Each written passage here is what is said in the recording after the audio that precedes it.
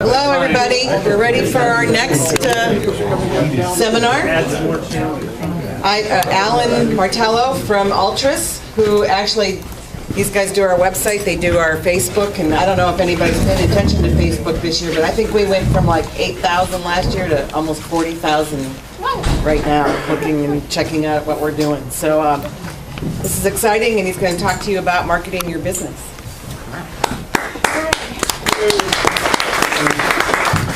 I guess for the sake of the recording, I have to wear this thing, huh? So, how are you guys doing? Everybody's doing good? Shake your heads, lie to me. Very good. Staying warm. So I took the clip, but not the thing itself. This is going to end up being a big fail, Ed. This is all going on YouTube. That's it. We'll edit this part Step out. 1, attach microphone. Step 2, find my little X. Okay. Before we go live, swear 3 times. Okay, so I don't need. this is like the 3rd or 4th year we've done this presentation. We always talk about different ways to market your business, different ways to promote, what you do as a carver. So this year we're going to do 2 parts to this seminar, and they're both going to be extremely interactive. So I need you to participate. If you don't, it's going to be really boring. The first part is going to be us teaching you something. The second part is going to be you guys telling me what you already know so we can fill in the gaps. So real quick, I'm going to make some introductions. Isaac and Carly, if you guys can come up here. This is just anywhere up here onto the stage. We're going to have a little modeling presentation here. These are the real brains behind the operation. I'm just the mouth. These are the guys that really make it happen. These are our graphic designers. These are our web developers. These are the folks behind the logos that you see and a lot of the Facebook posts that go out. They're the creative minds that put all of this together. And what I want you guys to do is I want you to look at this panel that we have up here, and Ed's going to take some notes up here, and I want you to tell me what you think about each of us. So we're going to start with Isaac. I want you guys to take a look at Isaac there and describe him for me, just by looking at him. He'd rather be anywhere but here. He was one of Scott Dow's models. He was a hillbilly. He'd rather be anywhere but here. What else?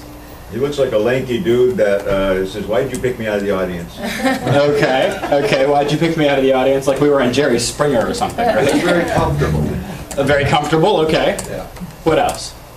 Friendly. He looks friendly, okay. Okay. Needs a seamstress. Needs a seamstress. No, that's a fashion now. He's not well put together, you don't think? Okay. Let's move to Carly. I'm in love. Okay. So Carly's pretty, right? And she's outdoorsy, which is wonderful for a woman in this country. Okay. Yes. At this event. Independent. At this event. So Yes. she's dressed, At this event. she's dressed for the Independent. event. Good. She looks outdoorsy. What else? She doesn't look standoffish whatsoever. She looks like she's engaging, Okay. She looks welcoming, Yes. right? Okay. Very good. Ready She for looks the sun. single. She's married, folks. Sorry. Bring those hands back in front. That's right. Up here. Anything else? I was trying, guys. Nice try. Very good. I want you guys to describe me. Professional. Okay, I look professional. Except for the shoes. Why That's not? very practical. It was entirely too snowy out for the dress shoes. What else? I want you to be honest. Be absolutely honest. You see me walking down the street. What do you think? Businessman. Okay, businessman.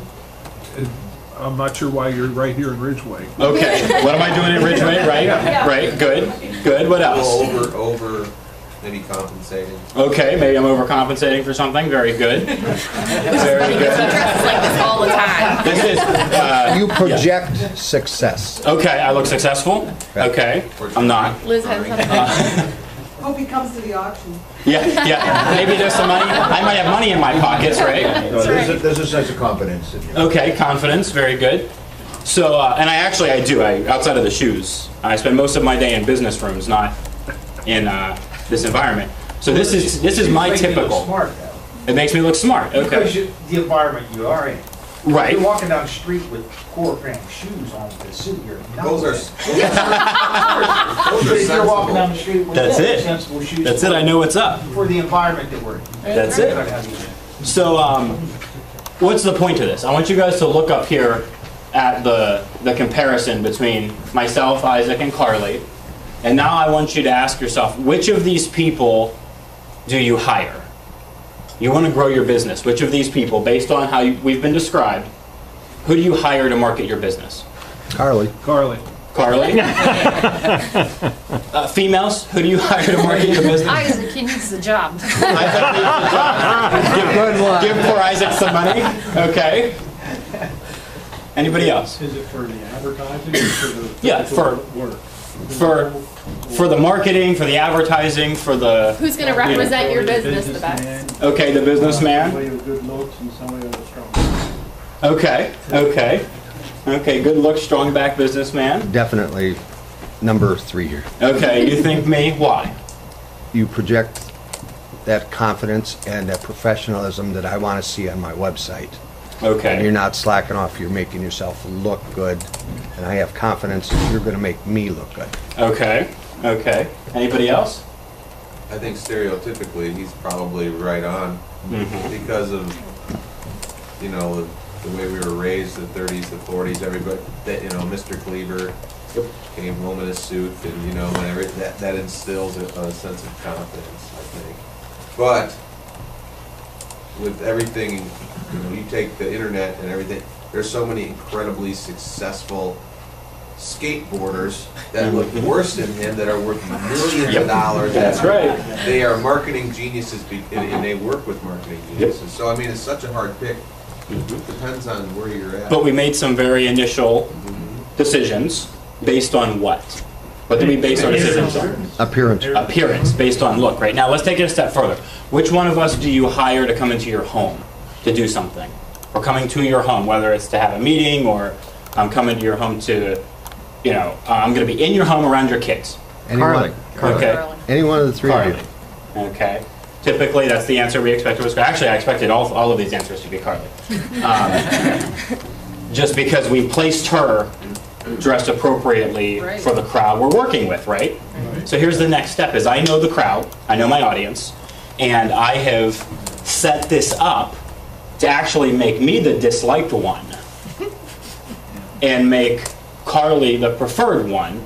And we place Isaac somewhere in the middle because I've got a crowd that knows looks aren't everything. I've got a crowd that may say, we should hire him because he needs the money.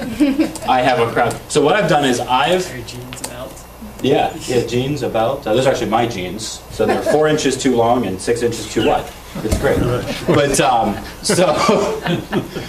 what we've done is we took our images and we tailored them to get the reaction we wanted from the room. Now, let's go a step further yet and talk about your business, because what are you guys doing? You're at shows like this, you're at fairs, maybe you're going and doing a stump in someone's backyard, you're delivering a piece to their home. So let's think about your audience, and let's think about the appearance you put forward. Okay, so we're still talking physical, and we're talking about what do you look like when you pull up? When you pull up to someone's front yard to bid out a piece that you're going to be commissioned for, does that person go, whoa, what did I do? Or does that person say, wow, this guy looks like he's respectable. This is a nice dressed lady. What are they thinking? So we have that physical appearance, right? And then what do they get before they see you? So this goes right into the branding aspects of what we're talking about.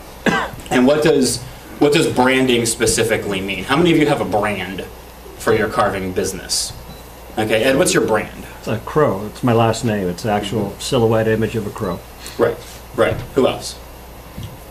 I normally, like many others, they have a bear paw. Good, It's not good. my logo. It's on your business card? Maybe on your truck? Certain things are. I change up my business card with different works of art that I've done. Okay. So they can get the immediate, oh my gosh, look at that, you know, when I hand it to them. So it kind of, yeah, there you go. There you go. There's the bear claw.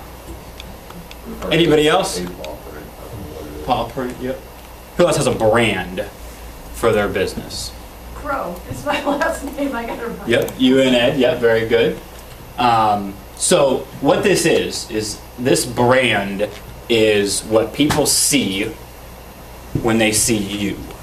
So this is a compilation of a logo, maybe it's colors, maybe it's the magnet that's on your truck, the t-shirt you wear, the flyer you send, the invoice that they get at the end. This is your brand the whole way through. It carries through to your social media networks. It carries through to how you dress. It carries through to how you present yourself, your website, etc., etc., etc. Why is the brand important? If you're driving up the road and you see those big golden arches, what do you think about? McDonald's, right? Okay, maybe one of the most powerful brands in world history is McDonald's, right? You see it. You don't need the word McDonald's. You don't need to know that they've got French fries and a Big Mac, and because you see those golden arches and you know how powerful that brand is. Carrying that through to your own business is equally important. Okay, how many of you think your business is as big as McDonald's? Anybody here? Anybody here? No? Yeah, me neither. So, but your brand is equally as important because you've got a local community you're serving. We have a carbon community that we serve. Okay, how many people have seen Denny Beach's yellow truck driving down? You know that's Denny Beach, right? Okay, everybody knows that. Okay, he's got the carver, the circle, that's Denny Beach. That's his brand, he sticks with it, he's consistent the entire way through. So you recognize it. Carrying that brand forward for yourselves, equally as important as McDonald's, okay? As we go through and we talk about the Ridgeway Chainsaw Carver's Rendezvous, there's a consistent brand that goes through that, okay? In this case, it is a yearly brand. Because the logo changes every year, that brand changes with it. But you still see Chainsaw Carver's Rendezvous, and that's the very specific part. And you're going to see more of it probably on there. Perfect. So you can see how that brand carries through year over year over year. Okay? And then what that brand is placed on everything. So everything that went out this year had the Kickbox logo on it.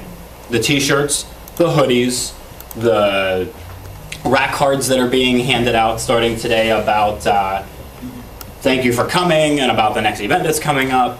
Facebook, you can see that brand is right there.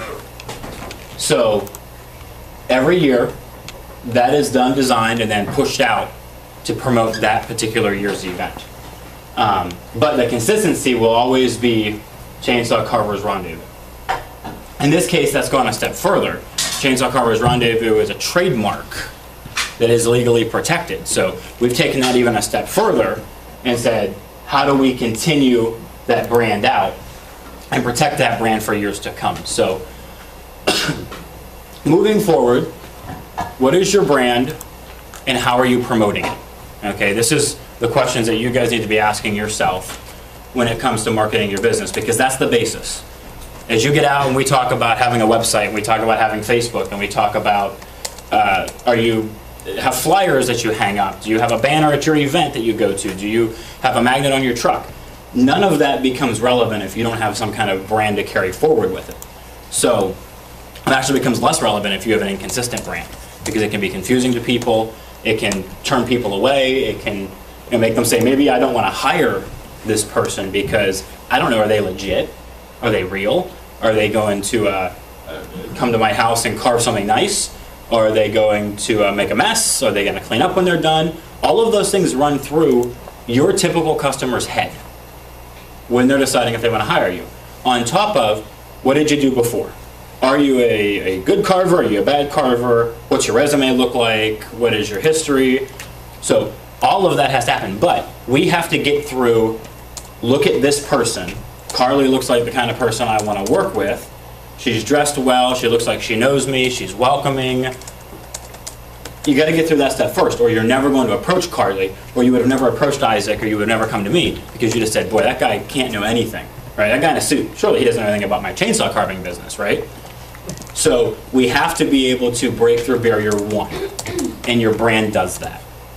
So that is your business appeal. The second half of this that we want to run through is really about what you guys know and what you don't know. Excuse me. So instead of us coming up and talking to you about Facebook again and talking to you about why you should have a website again, what I want to do is I want to break through and have you guys tell me what you already know about, and then I want you guys to tell me what do you want to know about. And we're actually going to write them down. So this is the we do know column, and that's the we don't. So tell me something from a marketing and advertising standpoint. Tell me something you already know about. You guys know nothing at all? What do you already know about? I would say I would know that technology is the future of marketing. Okay, so we know technology is important. Nobody gets to say that we know Alan has terrible handwriting, because you're going to learn that right now. I'm getting it up here. Perfect. What else do we know? Exposure is important. Okay, exposure or visibility. Visibility. You gotta know your target market. You're trying to get your message out there. Okay. What else do we know? Word of mouth is important. Word of mouth is important.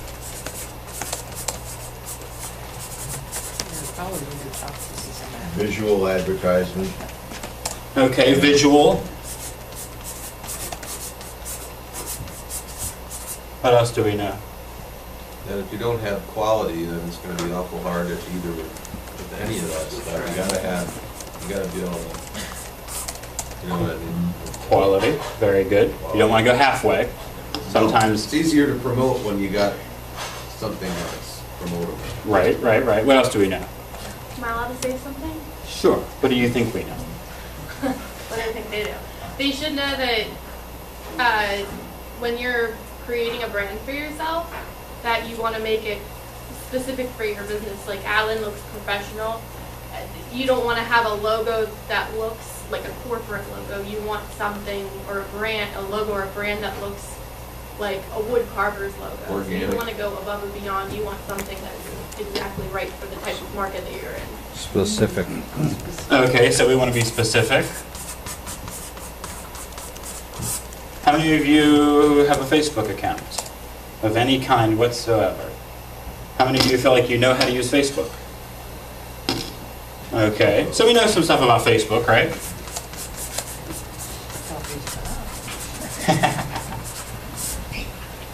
What else do we know? Can't wait for the customer always to come to you. You gotta go to them. You gotta push yourself out there with advertising. You gotta make sure that you are approaching people and not just waiting for them to discover. Okay, you got to put yourself out there. You have to go to them. They're not always going to come to you. What else do we know? Is that all we know? It's a pretty big list, guys. It's a pretty big list. What don't we know? Everything else. Everything else? What is everything else? In the last 6 months, I want you to tell me, what did you say, my life would be easier, or my business would be bigger, or I would have more money, or I would sleep better at night if I could what? Someone ran my business, the whole money end of it. Yeah. Right Okay. in the works. Okay, if someone handled that that financial end, right? Okay. What else? Marketing, financial, all of it. The whole business part of it, right? Just go carve. Yeah. Learn to take pictures better. Okay, maybe how to take a better photo. I think with the point there, it says the importance of technology to understand search engine optimization. Okay, what is this magic thing called? SEO, right? Mm-hmm. What does that mean? Very good. I went to a networking group, recently, and decided not to join, but it's a big word, networking, you know, the idea of getting you How give to- business cards, to everybody, and you refer people to their business, and they refer to your business. And Very smart. What group did you visit? Lincoln Dane. I Remember what it don't was remember. called? It was. Was it a BNI group? Was it like $500 to join? Yeah. And you had to go every week? Yeah. Yeah. No, okay. no, not No. every week. Once a month, and they were luncheons and they were parties. Oh, okay. What do they call it? Marquees or marquees. They were party marquees. Okay. Okay, so networking is good. We can touch a lot on networking. We've got some good networkers here in the room. What else? Who to trust to do it. Yeah. Okay, there's a big one.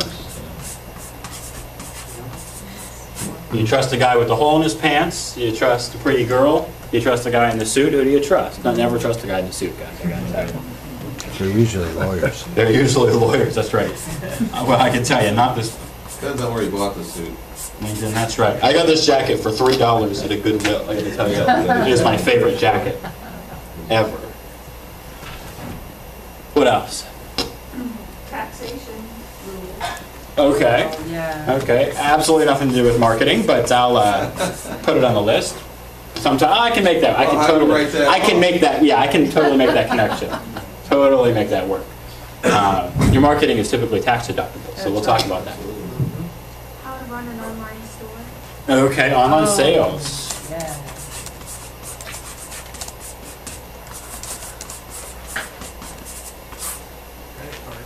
Credit cards. Credit cards. Credit cards. That's a big one.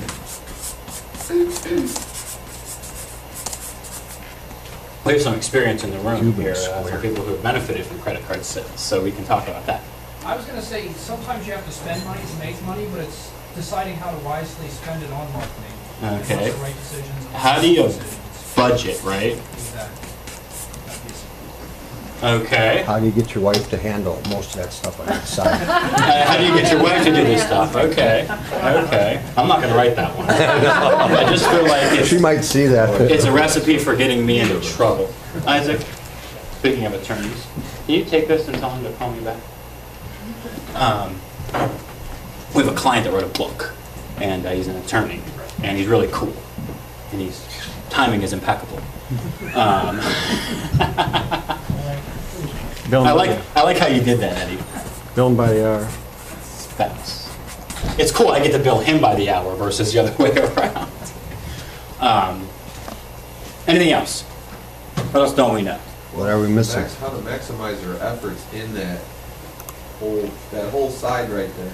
Okay, so how do you make all of this work together, right? How to maximize it so that the most for as little as possible. Yeah, you don't want to spend all your time doing all Or that. money for that matter. And it's kind of like the trust thing is like, where do you see that actually how do you know that it's even being implemented? If you are somewhat computer illiterate, and you're spending money and you don't even read, because you're not the general public. Right. So how do you know how many times you're getting hit? Eddie, I'm not winning with your microphone here at all. And now we're batteryless.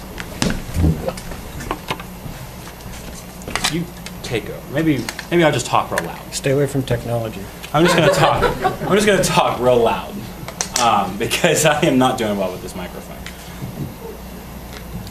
So we have a list of industries that can easily take advantage of average Joe, right? That's what they're in the business We have for. lawyers, we have doctors, we have healthcare, we have insurance, right? Because we don't have super knowledge on these things. So we have to assume our lawyer is telling us the truth. We have to assume the insurance guy is telling us the truth, okay?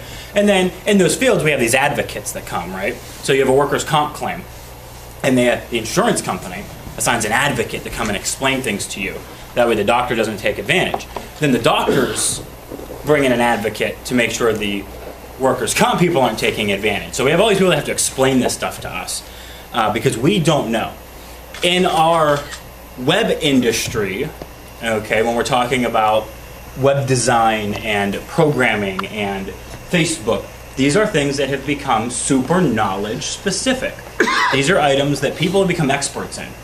Okay, I can tell you on our team, Carly is a social media expert. That doesn't mean Carly had a Facebook account in high school and knows how to Google things. What that means is that Carly keeps actively in line with Facebook's new rules, Facebook's new abilities. When Facebook changes a policy, when Facebook creates a new feature, Carly keeps up with that information. Okay? She is a social media expert. How do you keep up with that information? You consistently and constantly have to follow what Facebook is doing. You have to read every time Facebook pushes something new out. You have to go, you've got to follow up and say, what does that mean? Okay? Who here knew that if you put an address, a physical address, in the cover art on your Facebook page profile, okay, for your business, you have violated Facebook's terms and conditions and they can remove your page for it? Who knew that? Right. Jerry did. Carly did. Okay? Because you have to keep up with those things. Any call to action in your Facebook cover art, they can boot you. Now, granted, Facebook is dealing with 1 billion users, so odds are it may take them some time to get you, and they may never get you at all. Okay? How many of you have a personal profile or a timeline on Facebook that is named your business? Okay? This is one that should be you. It should be a person, and in first name you put Joe, and in last name you put Carvings. Okay? That is against Facebook's terms and conditions. Timelines are for people, pages are for businesses. So, being a social media expert is more than just being a high schooler that knows how to post on Facebook, or you're posting from your college dorm room. It's knowing the rules. When you have something small, not as big of a deal. As you grow, it becomes more and more relevant, more and more important. So we want to be able to differentiate who do you trust, what are the signs of a company that can help you and not. What I want to do, I'm fairly impressed. Our list of what we don't know is not quite as big as it could be, and it's right around the same size as our list of what we do know, which is great. That either means you guys are really smart or you've listened to what I've said over the last few years, and you're learning. How many of you have tried learning this on your own? You've bought a book, or you signed up for a class, or you went to a local community college. Okay, do you feel like you've gotten it? You've learned something? You're doing okay? Or how many of you feel like this is just entirely too much for you to handle? Yeah. How many of you feel like you just don't want to handle it? There, see, there's the hot topic right there. Okay, how many of you like to carve with a chainsaw? Anybody in the room a chainsaw carver? Okay. How many of you are social media experts? Social media experts. No? I was going to let you come up and help me. So this is what makes the difference. We do what we do because we know it and we're good at it. You do what you do because you know it and you're good at it. So we're going to go through this list and kind of touch on the big ticket items, okay? And what time am I supposed to shut up? Does anybody know? You have about 40 minutes. Oh, great. Okay. The first one, someone to run the front office. This is a little bit tougher, okay, because what we're looking for is someone that can do a lot of different things, and that person doesn't always exist. For free. Okay, and for free. That person really doesn't exist unless you're married. Unless you're married to them. You need an intern. $40 marriage. Sons, yeah. Sons, daughters, spouses. Okay, if you're looking for someone that can help Partners. you. Okay, if you've got a business partner. Sometimes the best thing in the world, when we started Ultras Incorporated, which you guys are going to hear me start referring to as, we're bringing in new partners into an organization called Zone 6 Events. So I want you to pay attention to that phrasing because it's a brand that's being developed. I want you to watch it. Next year it's going to be a big example on what we're talking about. But as we began this process, I had a certain skill set, and Isaac had a certain skill set. Okay? And when I say he was the brains and I was the mouth, I absolutely meant that. I had the ability to come out, meet people like you. One of the first big presentations we ever made was here, in front of an audience like you guys. We handed out pamphlets and brochures, and we had this big structured, I rambled for like an hour and a half, it was great. Isaac sat right there. And I came up once. Did you come up one time? I don't even remember. He's the brains behind the operation. I'm teaching him to be the mouth because sometimes my throat gets sore. But we each had a skill set, we utilized it. In your own businesses, in your own lives, you have people like that. Okay, whether it is a business partner that has maybe never touched a chainsaw before. Okay, picture this. How many carvings can you do over the course of a year? How many carvings do you do? Oh, I have enough clue. You do 100 carvings? Do you do 50 carvings? Over 100 carvings. Over 100 carvings, okay. If you had someone who was just going around selling your carvings for you, taking orders for commission pieces, and all you had to do was carve, do you think that number would go up?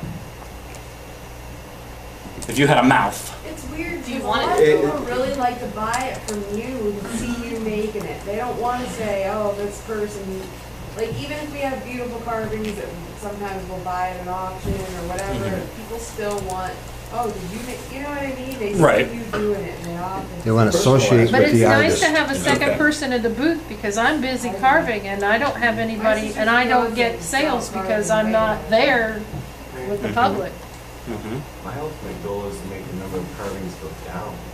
Okay. Tiny carvings I- here. I- yeah, it'd be nicer to do the bigger I want to projects. do Okay, tiny, big okay. projects and not hundreds of So- monthly carvings like I'm doing right now. Right, so with that particular approach, what goes into that bigger project? So we've got the $100 carving, we've got the $1,000 carving, we've got the $35,000 or $5,000 project where you're traveling, you're doing something, whether it's a camp, whether it's someone's home because a tree came down.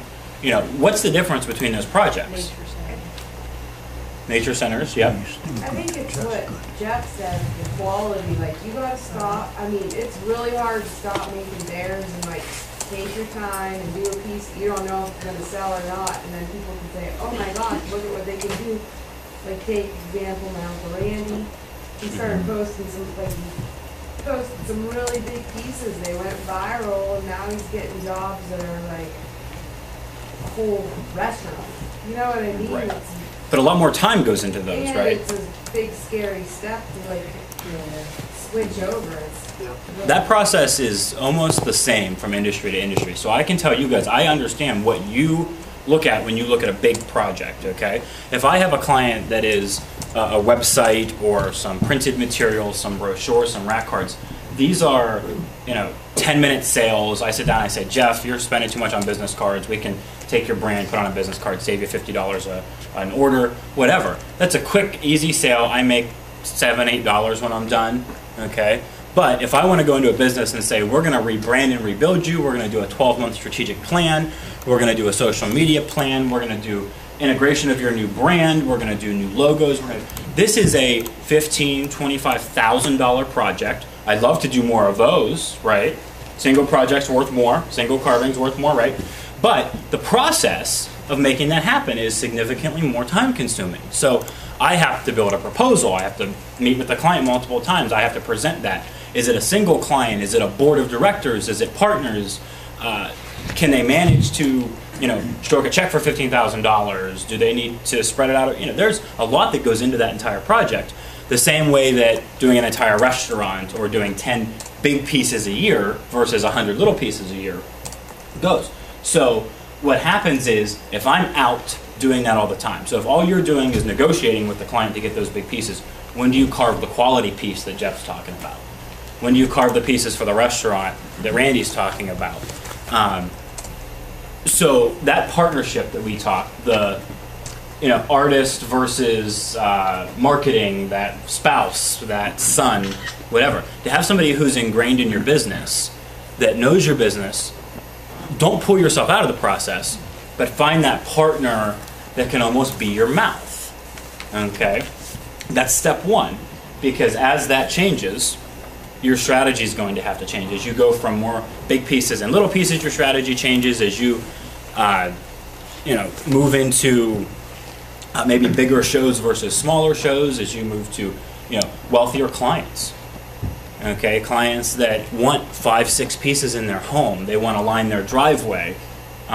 You move into things like, Evelyn does scout camps and nature centers, and she's working in a world with nonprofits. She's working in a world with boards of directors, 7, 8 decision makers. It's a process that you have to go through to go out to a camp and carve, and it can be very tedious but very rewarding at the same time. Does that make sense, everybody? Yep. Shake your head, fly to me. Awesome. What was next on our list? I don't know that completely answered your question about someone running your front office, the hard end. You can hire, the bottom line here is you can hire firms to do each of these things. You can hire an accountant that will reconcile every penny you spend for you. You can hire a marketing agent that will do social media and website and design work and make ads for the newspaper and make those decisions. For instance, I have a friend of mine that he's into computer design, website design, and offered to do, set up a whole website, everything up there, but I would still need to maintain it. That's where I don't want. Right, so you can hire people to do all of that. You can spend well, that's the thing. hundreds, thousands of dollars. Money to do it. Yep. So I guess I haven't swallowed that part of it either. Right. So the easiest. I don't mind paying somebody, but when they mentioned what it would cost me to maintain it, I could just keep sending photos to them and maintain it. I mean, it's more than I wanted to go. Right, and that may vary at this point, but it may down the road that may be piddly squat. And that may vary depending on who you're talking to and where you're at. There are a lot of people out there that really like to put a big fat price tag on things, and then there are a lot of businesses that don't. You can go and you can go to some of the local universities and colleges. There's always intern opportunities. You guys have to remember that most of you are running a business. It's a legitimate, actual business, no different than me.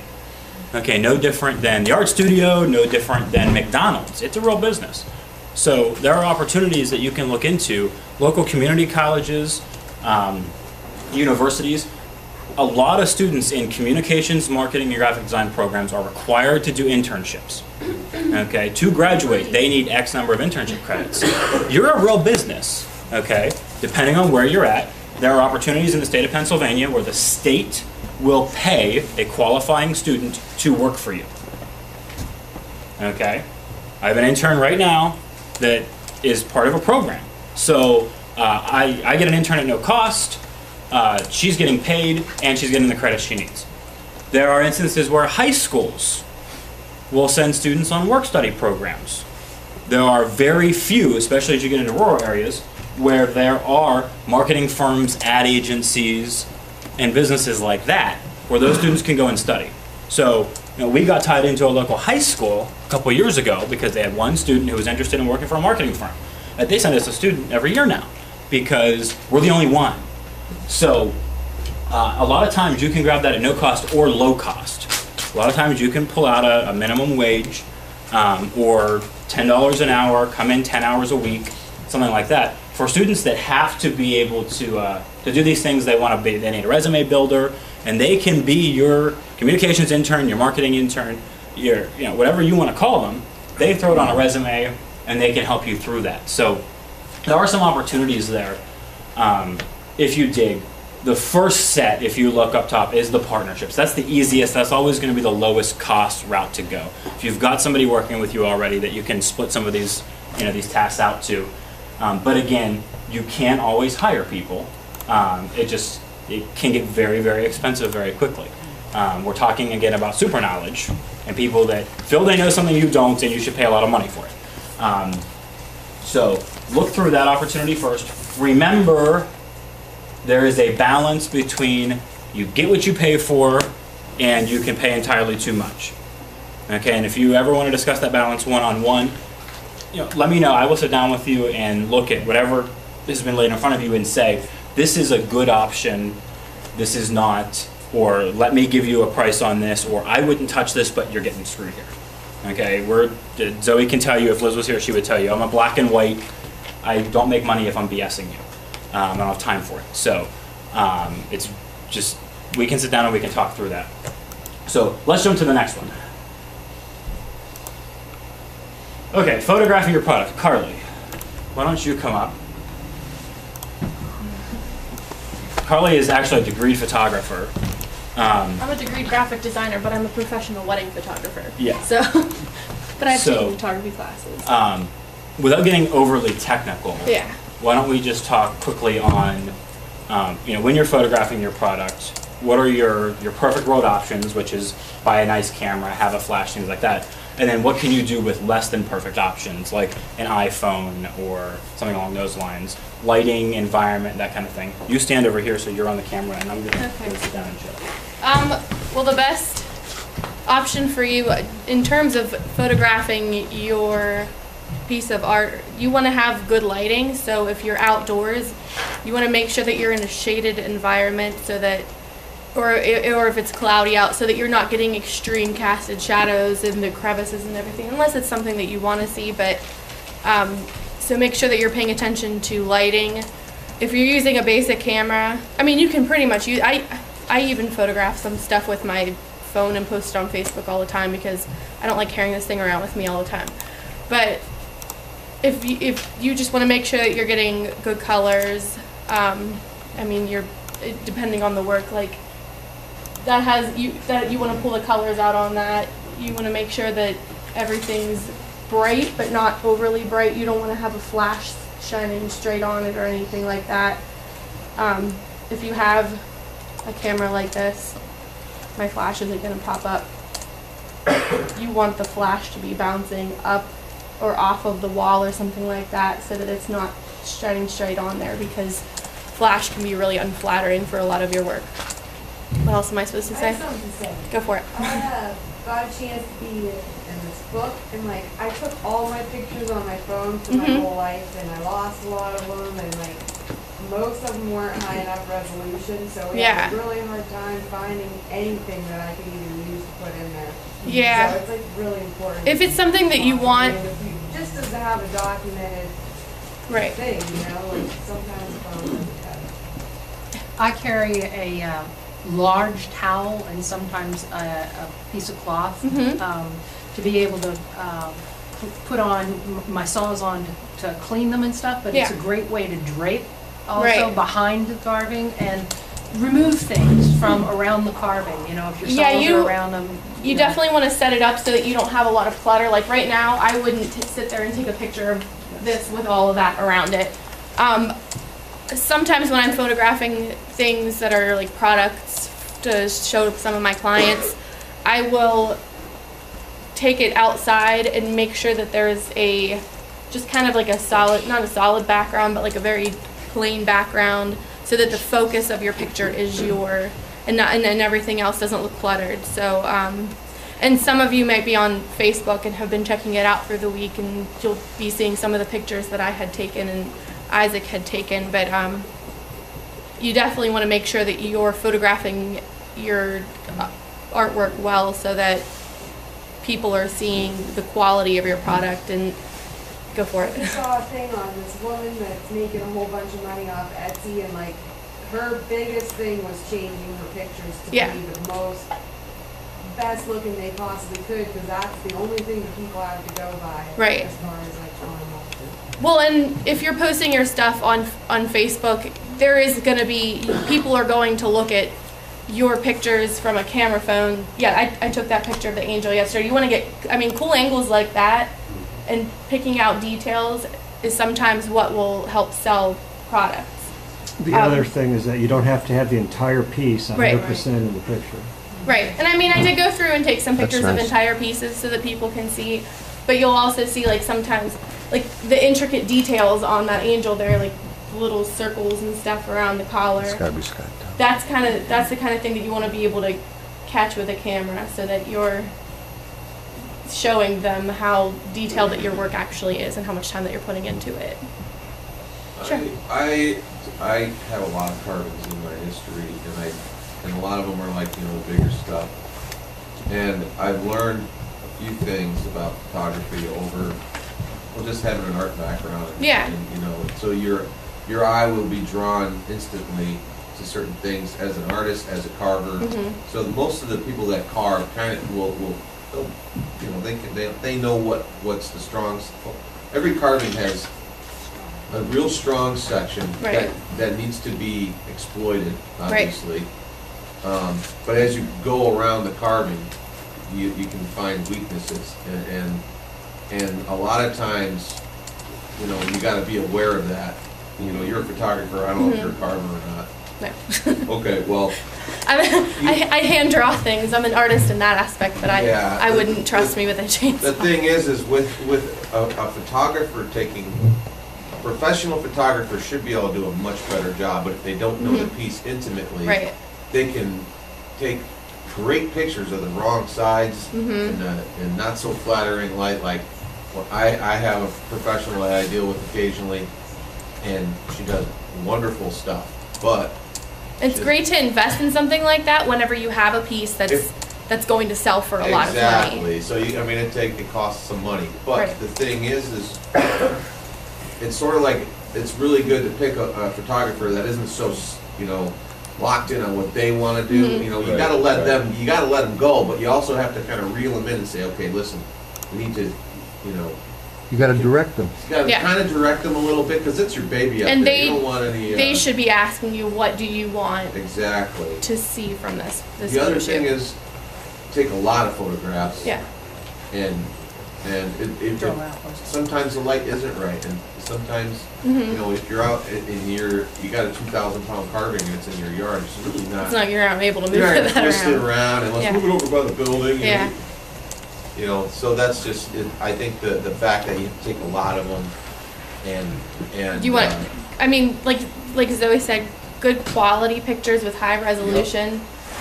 If you're planning on posting these on Facebook, the difference between somebody who's using a phone picture and who's using a high resolution picture from a camera, I mean, that might be the difference between a sale. So yeah, I've noticed that a lot.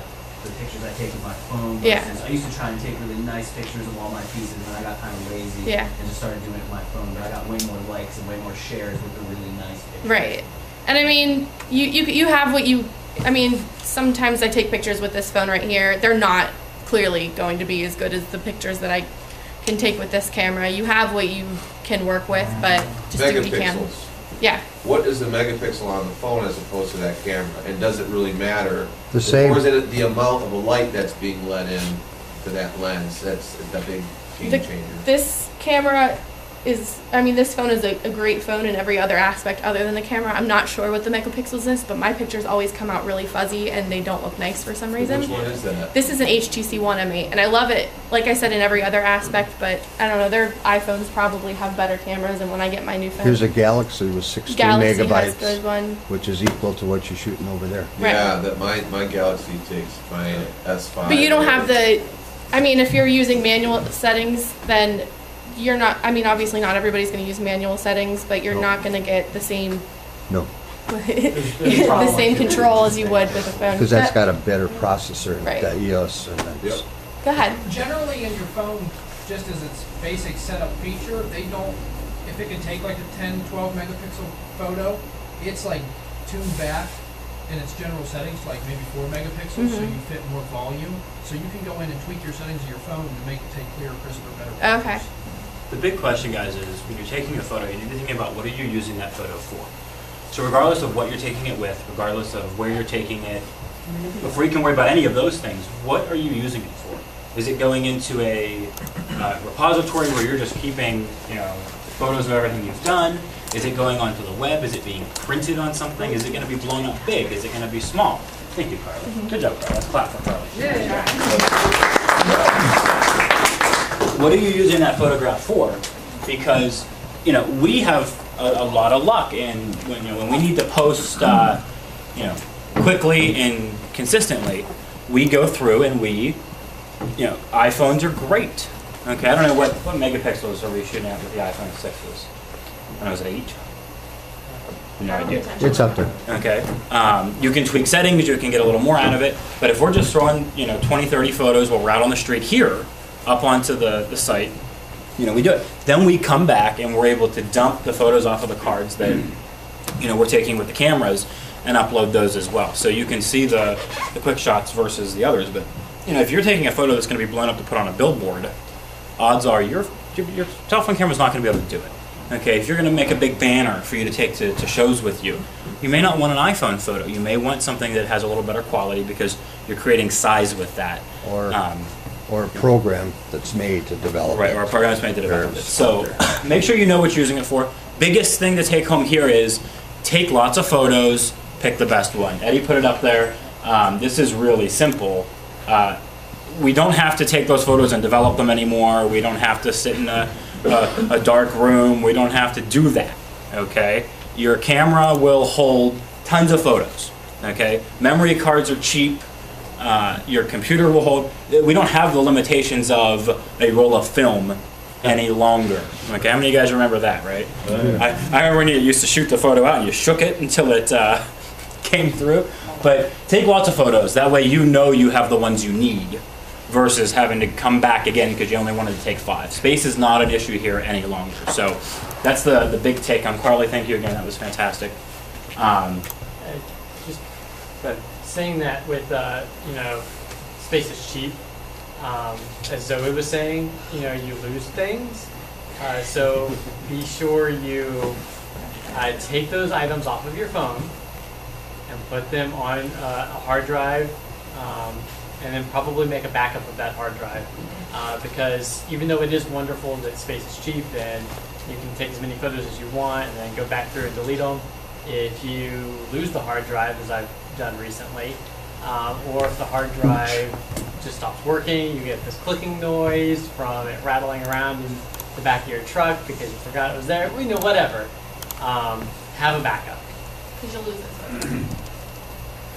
You guys all understood that, right? Backup Yep. part, a lot of people will be using hard drives probably. But I know that I've worked with a photographer and he made me do the Dropbox.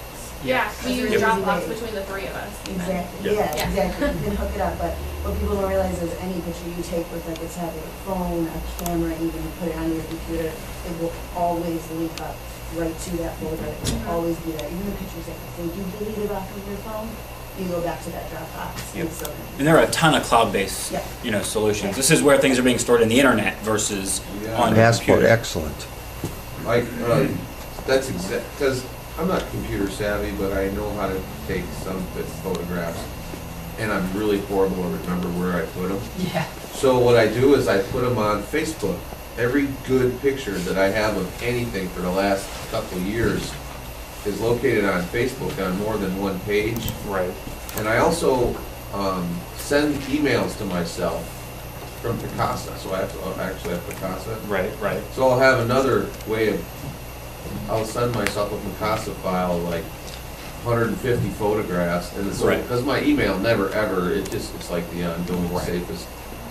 Just remember when you upload to certain places like Facebook, I don't know if Picasa does it or not, Facebook compresses the photo, so you do lose quality. A lot. Yeah. So a photo that you started with that would have been perfect for putting on a banner or a billboard, you upload it to Facebook. When you go back a year later to download it, it's not gonna have the quality you need to do that. Sure. But if you're looking to keep a trail of what you can do and smiling faces like Jeff has done here, you can, that is a great way to do it. I consistently email myself files that I want to make sure, just in case I don't lose. Isn't it like consistently the the safest way to, because It's a good way to go. like different backup systems. Yeah, well, all my emails have to by Google, and while most don't, I trust Google, and that they're going to take care of it. If you're going to go a physical route, this is a My Passport. This is a great investment. It's Excellent. $64 on Amazon. This is a terabyte. You'll die before you fill a terabyte of space. This is actually the drive Isaac lost. I'm on my second Looks similar to this. For them, they're not going to fill an entire terabyte. Eddie, I still have pieces of your microphone on me. So, back up frequently, back up often. Cloud options. If you're using an Apple product, a lot of cases Apple will do a lot of the work for you. You get 5 gigabytes of free iCloud space to start. You can actually upgrade that for a monthly or a yearly fee. Boy, we've only made it through 2. Keywords. SEO. 7 minutes left. Okay, I know, right? How much time we have? 7 left. You're good. No, you're good. So we're gonna zip through these. So those were great though. We got through some cool stuff there. SEO. How many of you heard that word? SEO, search engine optimization. How many of you have ever paid for it on a monthly thing? Search engine optimization. I never remember the initials. So this is where we're talking about keywords. We're talking about how do search engines work. The big things I want to point out here is there are a lot of companies out there that will charge you monthly to optimize your website for search engines. Sometimes it's legit, sometimes it's not. We don't know what SEO means because we're just normal people, right? Well, let me demonstrate. Okay, so Jeff Moore, what do I know about him? Chainsaw carver, and he lives somewhere in Michigan? Wisconsin. Wisconsin. That's all I know about you. Yep. There you go. Boom, there he is. Now keep But scrolling if you through. type in, Keep scrolling. But let's just type in Wisconsin Chainsaw chainsaw carver and see. So let's take Jeff out of the mix altogether. Just put in chainsaw carver. Okay. So now we've got chainsaw carver Wisconsin. We still got Jeff there. Now we've got a problem here. Okay. Google already knows that Annie is interested in Jeff Moore. Yeah, you're right. Because we're signed in as Annie. Yeah. So you may have to just do chainsaw carver Wisconsin this way.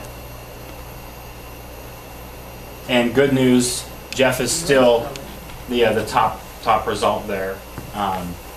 Because he uses it in his title. It's in his title. You can see Google's pulling Wisconsin chainsaw carver right from. So you can see the bold words that this is Bing in this case, that Bing is pulling up here.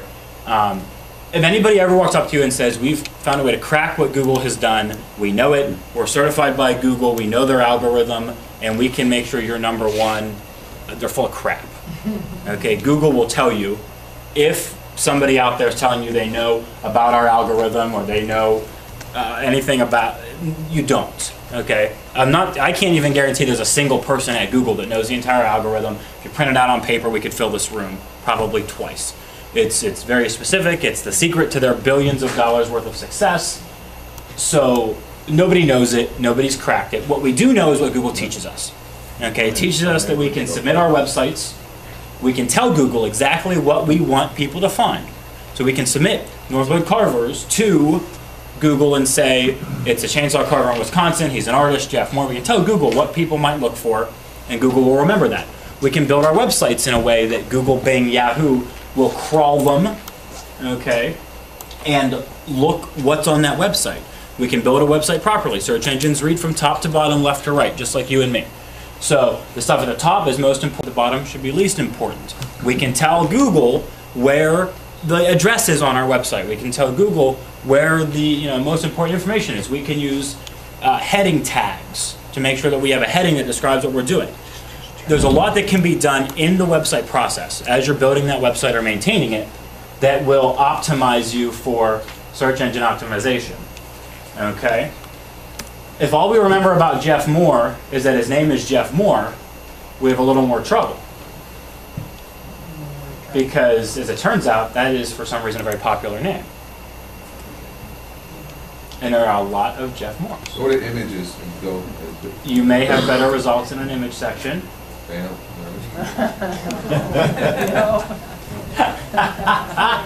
So, first thing to remember is search engines are reading our websites. So, before we worry about paying a monthly subscription, we've taken people off of $300 a month SEO packages because they're not necessarily the most effective way to go. We want to build a website correctly the first time. So making sure the website is built properly, making sure that the robots or the spiders that the search engines are using can crawl those websites properly, making sure that content is correct. Google consistently tells us, make sure your content is accurate with what you tell us the website's about. So if we have a website for Jeff Moore the Chainsaw Carver, and we tell Google it's for Jeff Moore the Chainsaw Carver, and then all the information on the website is about baking, Google's going to catch a discrepancy, and it's going to damage your rankings in Google. If you lie to Google, they punish you for it. Okay? There were days that we used things called meta tags or meta keywords, where you embedded in the coding of your site, and people used to pay a lot of money to have somebody do that. They're becoming less and less important, if not irrelevant, at this point in time, because it was abused. Okay, there was a day where in the news there was this really big deal about cats, and I was a financial advisor, but I put the word cats in my header so that people searching for cats would find me. My website's not about cats, it's about financial advising. No, I've got a website, and I built it myself with the help of a friend a great number of years ago.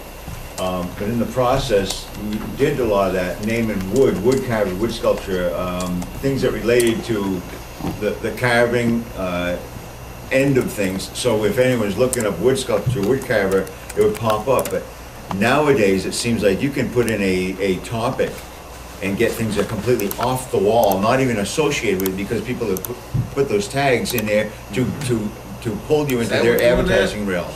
Is that what's doing that? A lot of cases, you got to remember, especially with Google, Google learns you. And it's people hijacking other people's sites. It becomes a problem. By putting similar words to pull them into their page, and you'll end up on a page that's not even related to anything you want, and they're trying to set you, and I've even clicked on something thinking I was on that, going to something I was interested in. Well, it's not even related, it's an advertisement trying to, and some of them run into problems because they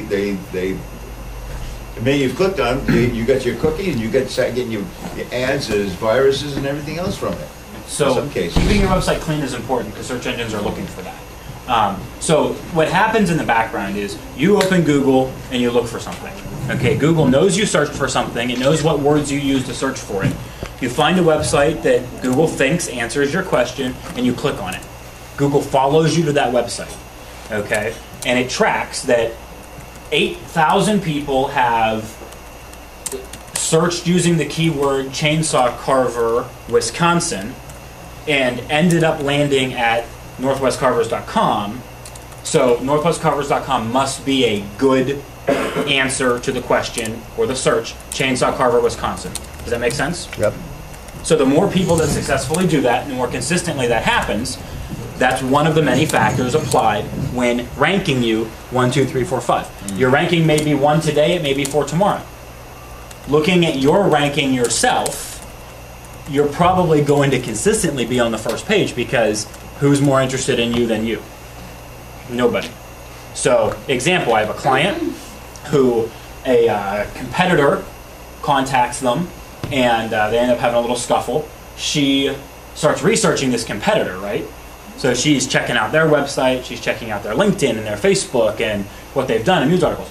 All of a sudden, when she Googles herself, her listing has gone down. I get a 1:30 a.m. phone call from said client, freaking out because this guy is just like taking over. And I told her, you got to relax. What have you been doing? Well, I've been researching and checking him out. So you've been Googling him, right? So Google recognized at that time she was interested in this other guy. That was a topic she was researching and paying attention to. So it changed her results. When I Googled her, on her computer. Yeah. So if I'm sitting here, correct. If I Google the same thing that Ed Googles, okay, at the exact same time, we're going to get different results. Because Google thinks it knows what I want, and Google thinks it knows, in this case, what Annie wants, because Ed's logged into Annie's Google account here. So you can, it's formulated that way. Google and Facebook share data. Okay, there's a data sharing plan and agreement between Google and Facebook. So if you've used a Google-based account attached to your Facebook accounts, it will share information. So, and you'll start noticing this, it's hilarious. You're Googling stuff about a new chainsaw bar that you want to buy, you're doing research on it. Then you go over and log into Facebook, and on the right-hand side of your Facebook page there's an ad for the chainsaw bar that you were Googling. Yeah. Same with eBay. Yes. Does the same thing. So we're sharing data consistently. And what happens is, now we know you're interested in that chainsaw bar, so we've got a $300 billion advertising company that's known as Facebook that takes that data and shows you the appropriate ads that it thinks you're interested in. Okay, your phone will do it. Microsoft has a similar agreement where when you set up your Microsoft account, it actually asks you, is it okay if we show you ads you're interested in instead of showing you ads you don't care about? So takeaway with SEO and keywords is content comes first. Google has told us, and we know Google's the giant here, they've told us the content that is on your site is the most important part of SEO. Get yourself a Google Plus account because that will come up first. Claim your Google listing. Okay, if you don't know how to do it, reach out or Google it, ironically enough. But claim your Google listing because that's going to tell Google everything about you. Be honest with them because, again, I've had direct scenarios where someone went in, they hired a professional who lied to Google, and they ended up having the opposite effect of what they wanted. So those are the big take-homes. Caution on hiring somebody that's going to put you onto a month-to-month SEO plan. Sometimes they're good, and not always. So, take home for SEO. Let's jump back. We're going to run out of time. Let's prioritize our list here a little bit. Is LinkedIn any good? Okay, so let's talk about networking. For us. And LinkedIn. LinkedIn is always like everyone's biggest secret is what do you use LinkedIn for, right? Nobody It's a professional really service knows. for It's a professional network. Good for guys like me. But not so good for guys like us. Not always good for guys like you. I It get is. a lot of spam messages from. I am getting a lot of spam now too. It's like a That big just increase. started. Yeah. Then what about groups? Networking groups? Well, let's wrap up. Let's do LinkedIn, and then I want to come back on networking groups because I think there's a unique approach with you guys in networking groups. But so LinkedIn is really designed to be this professional networking, really just this professional network. So I want to do something with McDonald's. We'll go back to our McDonald's thing. And it would be much easier if I had a contact at McDonald's to be able to offer to sell them napkins or help them with a branding project or whatever. So how do I get that contact at McDonald's Corporation? I can go to my LinkedIn profile and I can tell you that through a couple people I know, I'm connected to somebody at McDonald's. So you can find out how close is that connection, and can you call a friend and say, hey, I'd love an introduction to John Smith, the VP of Marketing at McDonald's. We've used it in several instances where we needed a contact somewhere, and we just weren't getting through the gatekeepers that can be placed. You know, you want to work, especially when in big organizations, Evelyn, the BSA, okay, the Girl Scouts. You know, these are instances where you need to get through a door somewhere, and if you can use LinkedIn to put your foot through the door, there is some abilities there.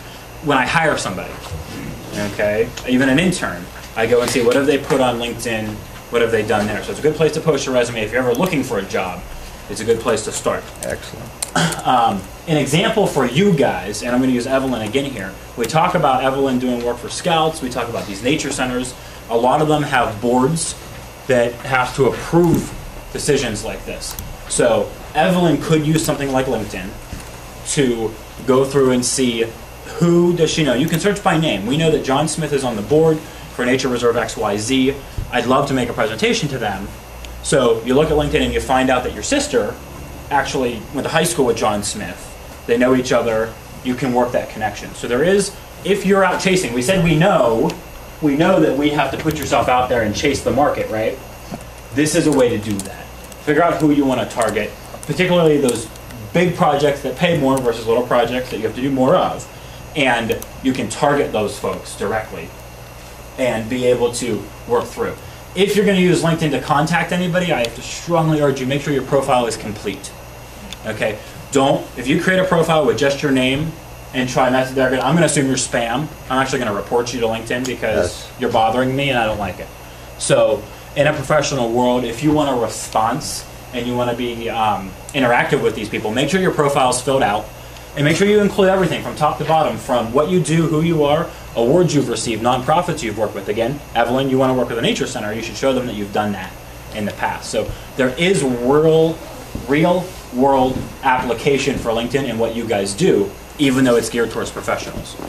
Networking, same deal. Okay? And you want to talk about networking, you can talk to Carly or I. We've both been really involved in several business networking organizations. We've recently helped rebrand an entire Chamber of Commerce, which is very networking based. We both have been officers in the world's largest referral-based networking organization. It's called BNI, or Business Network International. It's a strong commitment, hard sell networking organization. It's high priced. There's a lot of commitment involved. You're at 90 minutes a week. There's an attendance policy. You pass referrals. You track the money you make. I mean, it's really intense. There is application for things like that in what you do. Because guess what? These people know doctors, these people know lawyers, these people know real estate agents. How many of you think could benefit from having a real estate agent as a partner? I'm sorry. Okay. This is a direct partner where you are working with a real estate agent. You've set up, maybe you have coffee once a month and you're working directly with them. They are selling homes, they're buying homes, they want to spruce up homes. I bet one of you could probably work out an arrangement with a real estate agent where you rent them chainsaw carvings for open houses. Okay? Whichever one of you makes millions off of that, I want a piece. But there's a market for stuff like that. These are people that are selling homes. You get into agents that are making serious commission selling very expensive homes, particularly in rural wooded areas. You know, I'll sell you this many carvings a year at a lower cost because you're always going to come back to me, so that every time you sell one of these homes, you give your buyer a chainsaw carving. Okay? You work out the cost with the agent, they consistently use you, you do an extra, you know, 10 nice pieces, $10,000, $12,000 a year. There's business in here. Where do you meet folks like that? Chambers of Commerce. You meet folks like that at networking groups. Go ahead. The problem at the B&I groups, a lot of people that go there, they can bring in guests. Yes. That's basically what Yes. Yep. money. Yep. Right. Yeah, this is an opportunity for you to visit, check them out. This group was called Team Network, and they try to have groups that they get together called Martys, where they essentially eat and network, and they base those groups on a mix of businesses. They don't want to have one or two or three of the same thing. Right. They have, Right. they And just B&I have, is like that as well. They'll have one Right. professional per category. Not a huge deal for you guys because there's not always a huge Yeah. congestion of chainsaw carvers in one particular area. I don't know that I could look at you as your marketer and say B&I is a worthwhile investment of your time. Money, not so much a big deal because you guys have you guys have some room where a couple sales makes it worth it. But from a time standpoint, you're looking at 90 to 120 minutes a week you're going to spend participating in an organization like that. It may be tough. So Plus travel. plus travel. this But was only you want to visit once a these month. things. Join a chamber. Go to a chamber next year. You will be surprised how many chambers of commerces have. They've got mixers that may have 50, 100 people attend that are business owners. They're homeowners. They're men and women. There's a mix there. They're families. So your target market is going to those events. Again, brand yourself, create the right appearance so you can put your foot in the door and make them say, hey, I like this guy. Interact with these people, have a drink with them, enjoy a meal, whatever is happening at that particular event, and open the door to say, hey, this is what I do. Most of these folks have never met a chainsaw carver. Like, I love telling people that we get to come up and spend 10 days with chainsaw carvers, and I tell them that we have 200 chainsaw carvers from different countries, and they're like, chainsaw carving really that big of a deal? And it absolutely is. So for them to have met someone that does it, now you're in the back of the head saying, hey, I could use a chainsaw carving. Or I know a client, or I'd like to give a gift. There's opportunity there that you may not think of. Another network group, local chamber, local artists groups. I'm losing the name. Guild. Yeah, guilds, arts council. I have an arts Yep. council. Yep. A lot of states have art councils. A lot of counties have art councils. Right. Join them. Yep. Yep. Go ahead. Not to go too far back, when you were talking about the realtors, the guy that helped me split the atom, so to speak, like I said yesterday, was a realtor. And it turned out most realtors, or at least the ones you really want to know the guys that you really want to know. The whales, the ones that you want to dangle those big pieces of bait out there for. This guy came in and hooked me up with two of the big, I've been trying, like I said yesterday, trying to kick those doors down. He just walked up, said, I got, and he bang, bang, bang, he called the one guy, he showed up, and then that guy called the other guy. Realtors know Instantly, everybody. Within 3 days, everything was gone. amazing. and sold. In our area, landscapers also. If you've That's got the a best. really, Yep. What's great is a lot of times real estate agents, they know the builders, they know the landscapers. There's a network there that you guys can tie right into. Visiting a B&I chapter is a good way. Visiting is great. I'm glad that somebody else in the room had experience with B&I. That was cool. You know what I thought would be a really good idea? Because I hate doing orders. I mean, orders help sometimes. Sometimes they really hurt because it's like spend all this time trying to make something look like they're, But what if they're just like, hey, I want a turkey? I'm like, hey, I know Mark Bosworth has a really nice turkey.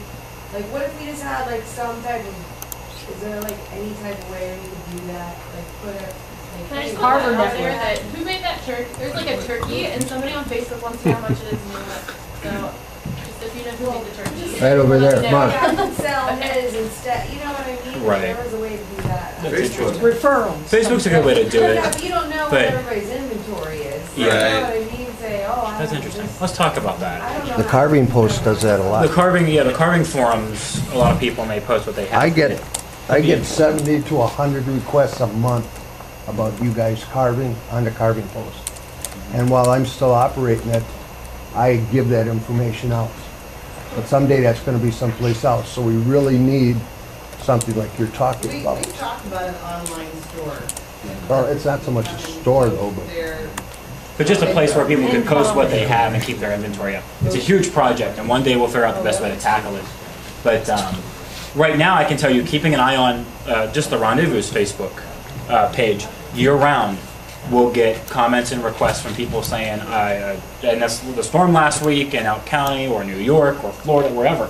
And when we can, we try and find a carver that attends a Rendezvous from that area and pass that information along. So make sure you're keeping an eye on that that particular page, because we do get a lot of requests there. And then we know what some of you guys specialize in, as far as bears, turkeys, whatever. Go ahead. This is just for maybe Jerry, but for somebody to put a list together, every single competition, or Rendezvous, even if it's 5-person, even if it's an invite only, for multiple people along the list. that's pretty much up on the top. There's a link up there that's collecting them, but it's the history of them, because they keep changing. So on the top of the carving post on the right side, it's the first weekend's always, the Father's Day's weekend's always, the different ones. So there is, but nowadays there's a lot more invitationals, and they don't want that information out there yet, because they invited Jeff and they invited Mark and they invited him, and they didn't invite you, and so they kind of keep it quiet. So invitationals have really dropped off. So they don't make the list too often. But they show up on that history of carving, the one on the right. One on the right. Right there, the big chainsaw events. I missed it. No, you missed it. It's the Go box. back. The That chainsaw big, events, roosters, that big white box on the bottom. Oh, Jesus.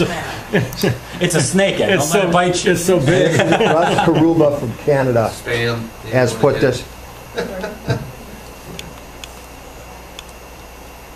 put this together. Okay, so this is a map. If you zoom the whole way out, it'll show markers of where the different events are.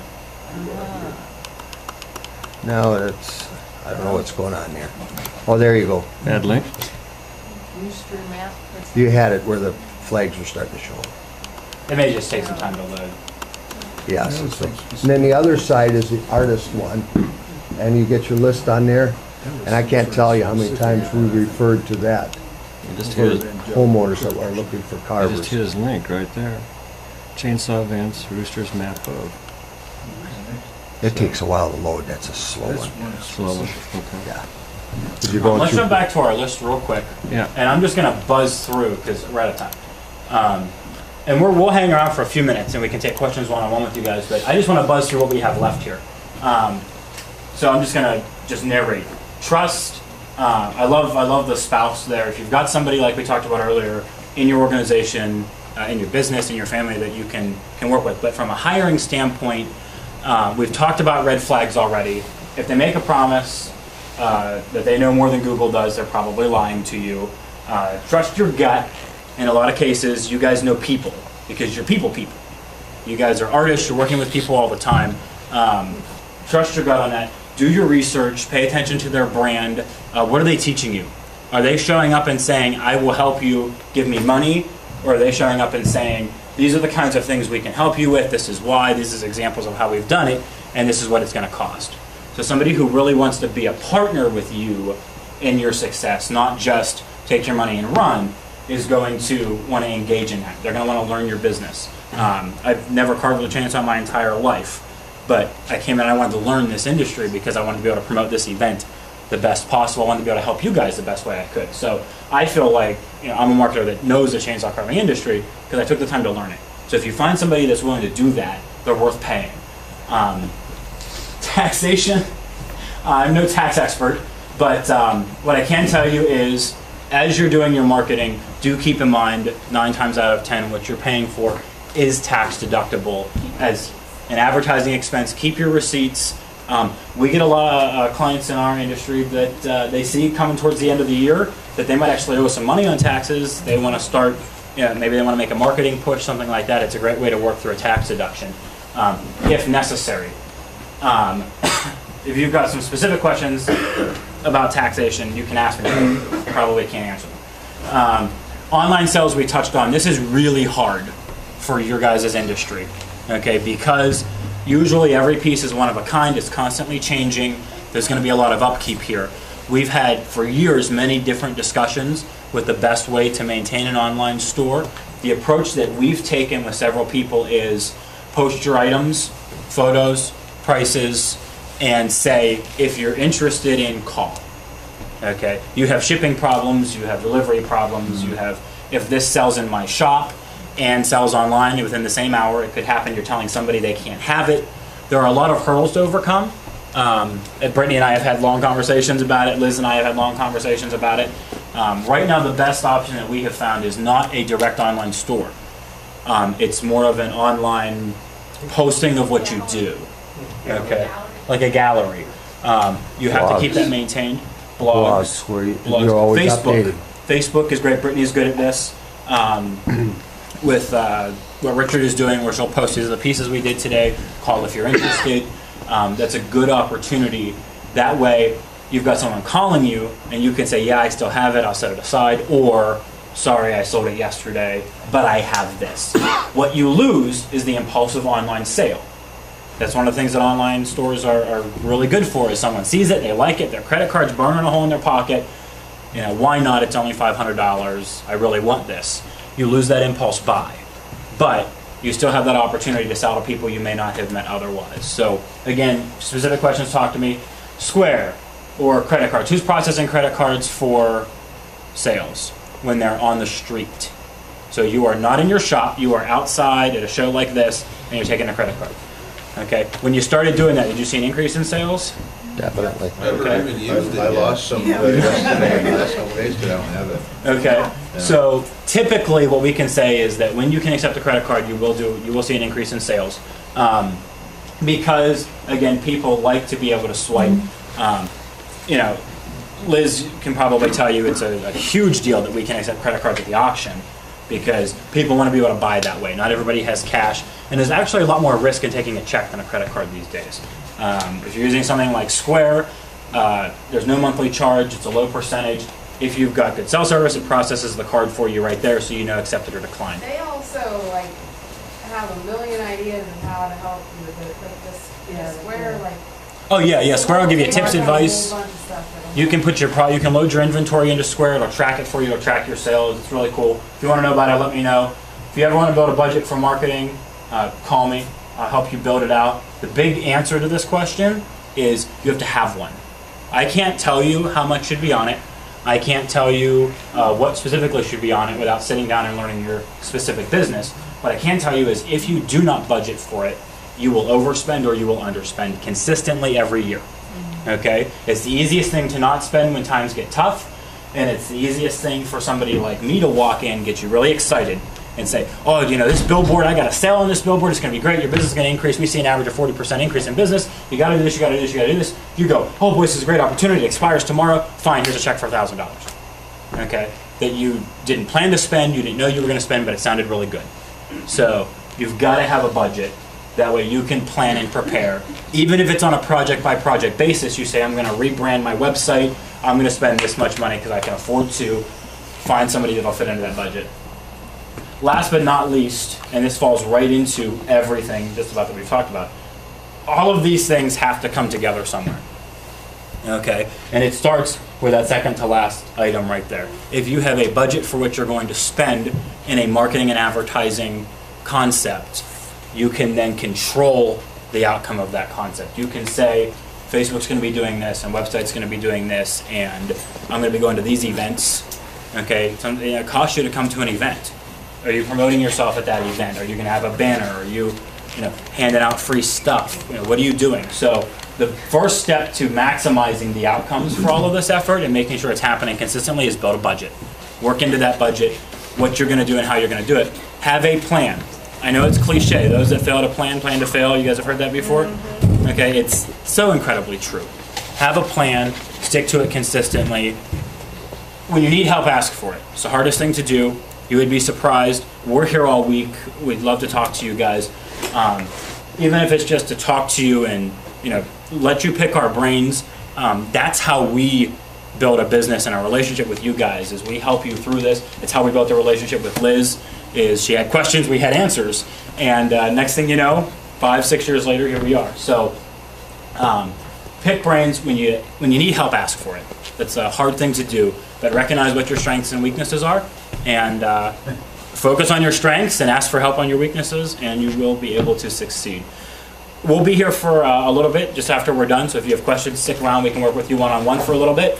Other than that, I used 9 minutes more than I was supposed to, so thanks, and thank you.